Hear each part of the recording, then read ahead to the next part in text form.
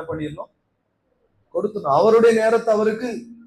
நான் பிதாவானால் என் கனம் எங்கே? ஏன்னா அவர் தானே ஜீவனோட வச்சிருக்கிறாரு, உயிர் கொடுத்ததே அவரு. சும்மா உலகத்துல ஒரு சாலையை போட்டு வச்சுட்டு அவன் காசு கட்டாம விட மாட்டேங்கிறான். அவனுக்கு எனக்குரிய பணத்தை கொடுத்துட்டு போ, எனக்கு நேரம் ஆகுது, எனக்கு அர்ஜென்ட், அதெல்லாம் அவனுக்கு வேலை கிடையாது. அவனுக்கு சர்வேர் ப்ராப்ளமா இருந்தாலும் அங்க எடுக்கிறதுக்கு லேட் ஆனாலும் அது வரைக்கும் என்ன செய்ய வேண்டியதான், நம்ம காசை கொடுக்கறதுக்கு நம்மளே கியூல காத்து நின்று கொடுத்துட்டு போயிட்டு இருக்கிறோம். அப்ப ஆண்டவர் கொடுத்த நேரம், அவர் கொடுத்த ஜீவனுக்கு நம்ம கரையை கொடுக்கணுமா வேண்டாமா? அது எவ்வளவு முக்கியமானது இல்ல? எனவே நம்முடைய வாழ்க்கையில் நாம் தேவனை ஒரு காலமும் என்ன செய்யக்கூடாது, அசட்டை பண்ண கூடாது. உலகம் அசட்டை பண்ணதுன்னு நம்ம பேசிக்கிட்டே இருப்போம்.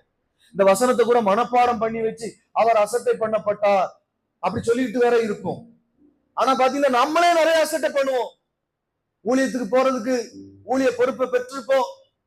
இந்த வாரம் வேண்டாம், அடுத்த வாரம் வேண்டாம், அடுத்த வாரம், இப்படியே தள்ளி தள்ளி தள்ளி சொல்லி என்ன செஞ்சுட்டே இருக்கோம், போயிட்டே இருக்கோம்.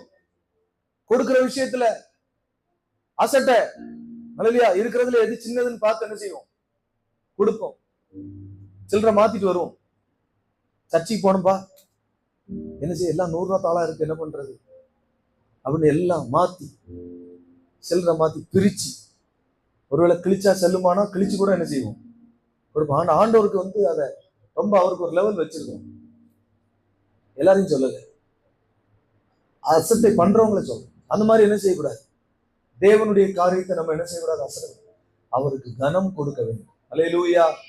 அவருக்குரிய மரியாதை, பிதாவுக்குரிய மரியாதை, குமாரனுக்குரிய மரியாதை, தேவனுக்குரிய மரியாதை, அவன் நம்மேல் அன்பு வைத்தவருக்குரிய மரியாதை, நமக்காக ஜீவனை தந்தவருக்குரிய மரியாதை, நம்மை தேடி வந்தவருக்குரிய மரியாதை நம்ம என்ன செய்யணும், கொடுக்கணும். அசட்டை பண்ணி ஆண்டவரை ஓரத்துல ஒதுக்க கூடாது.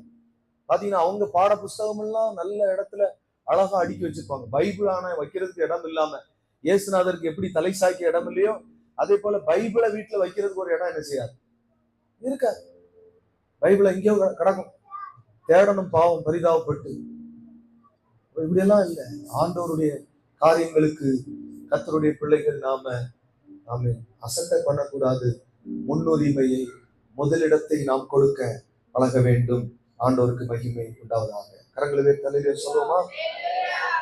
அடுத்து பாருங்க, 52ஆம் அதிகாரம் 14வது வசனத்தை வாசிங்க. 52:14.